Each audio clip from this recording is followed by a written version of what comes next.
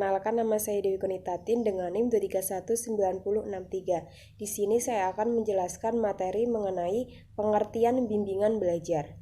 Bimbingan belajar terdiri dari dua kata, yaitu bimbingan dan belajar. Bimbingan diartikan sebagai suatu bantuan yang diberikan kepada siswa dalam rangka untuk mengenali diri, mengembangkan diri, dan berinteraksi dengan lingkungannya yang baru.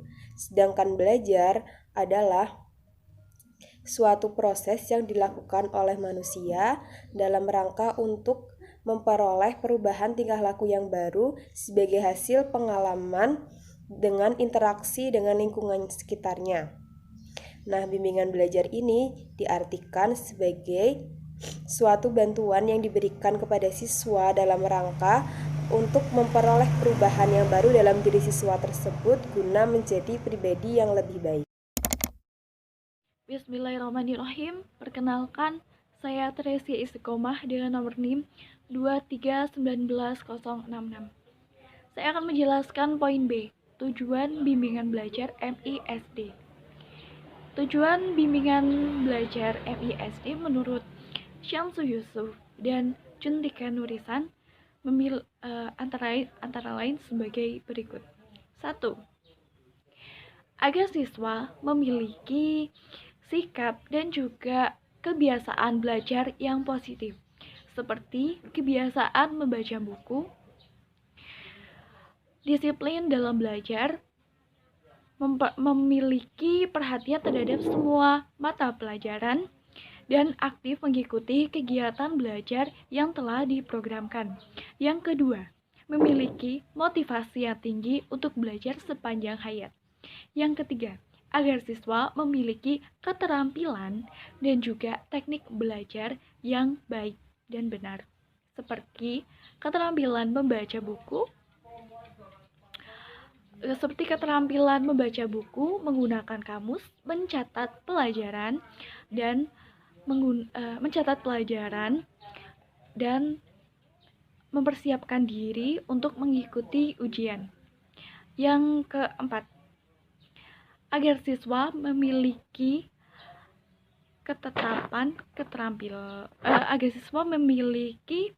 keterampilan dalam menetapkan tujuan dan perencanaan dalam pendidikannya, seperti menyusun jadwal belajar, kemudian dalam membuat tugas-tugas, dan mereka itu mampu memantapkan diri terhadap salah satu dari mata pelajaran yang mungkin menjadi minat dan bakat dari mereka.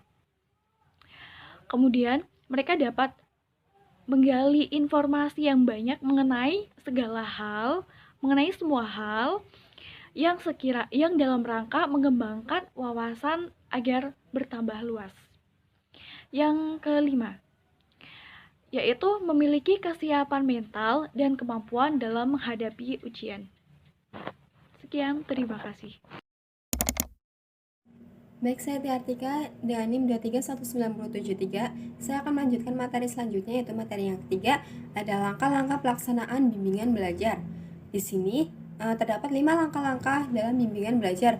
Di antaranya yaitu yang pertama ada identifikasi anak, yang kedua ada langkah diagnosis, lalu ada langkah prognosis, yang keempat langkah terapi, dan yang kelima langkah evaluasi atau follow up. Akan saya jelaskan satu persatu, yaitu dari yang pertama dulu, langkah identifikasi anak.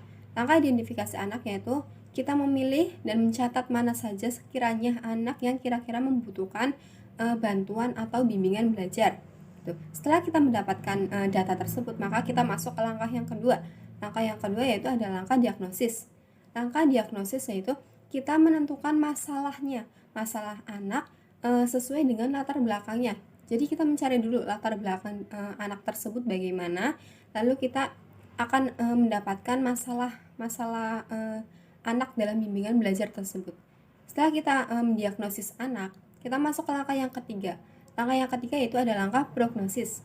Langkah prognosis yaitu setelah kita mengetahui masalah anak, kita akan menentukan atau memilih jenis bantuan atau bimbingan mana yang akan kita gunakan untuk membimbing anak tersebut gitu. Lalu yang keempat ada langkah terapi. Langkah terapi yaitu ketika kita sudah menentukan jenis bantuan mana yang akan kita pilih untuk membimbing anak tersebut, yaitu kita terapkan, kita lakukan secara terus-menerus dan kontinu. Nah, itulah langkah terapi. Sehingga hal tersebut akan menghasilkan langkah yang kelima, yaitu langkah evaluasi atau follow up, di mana kita akan melihat dan menilai hasil dari jenis bantuan yang telah kita tentukan. Ya, begitulah penjelasan dari langkah-langkah pelaksanaan dalam bimbingan belajar. Baik, selanjutnya yaitu ada upaya untuk membantu peserta didik dalam mengatasi masalah belajar.